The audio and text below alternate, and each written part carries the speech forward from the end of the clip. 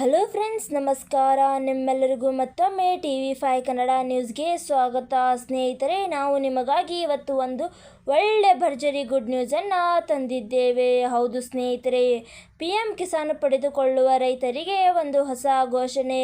ಹೌದು, ಅದು ಏನು ಎಂದು ತಿಳಿದುಕೊಳ್ಳುವ ಮುನ್ನ ನೀವು ಇನ್ನೂ ಆದರೂ ನಮ್ಮ ಚಾನಲನ್ನು ಸಬ್ಸ್ಕ್ರೈಬ್ ಮಾಡಿಲ್ಲವೆಂದರೆ ಈ ಕೂಡಲೇ ಸಬ್ಸ್ಕ್ರೈಬ್ ಮಾಡಿ.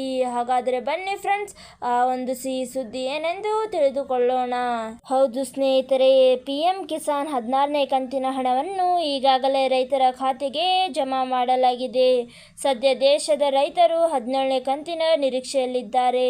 17ನೇ ಕಂತಿನ ಹಣ ಶೀಘ್ರವೇ ಖಾತೆಗೆ ಬರುವ ನಿರೀಕ್ಷೆ ಇದೆ. ಆ ಹಣವನ್ನು ಪಡೆಯಲು ಮೊದಲು ನೀವು KYC ಮಾಡಬೇಕಾಗಿದೆ.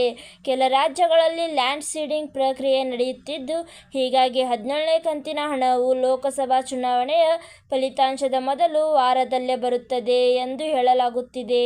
ಹಾಗೆಯೇ ಈ ಸಲ PM ಕಿಸಾನ್ 17ನೇ ಕಂತಿನ ಹಣವು ನಿಮ್ಮ ಖಾತೆಗೆ 6,000 ಅಲ್ಲ 10,000 ತನಕ ಬರುತ್ತದೆ ಎಂದು ಕೆಲವು BJP ಶಾಸಕರು ಹೇಳಿದ್ದಾರೆ.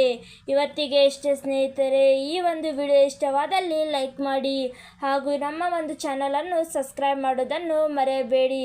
ಹಾಗೆ ಈ ಒಂದು ವಿಡಿಯೋವನ್ನು ನಿಮ್ಮ ಎಲ್ಲ ರೈತ ಬಾಂಧವರೊಡನೆ ಶೇರ್ ಮಾಡೋದನ್ನು ಮರೆಯಬೇಡಿ.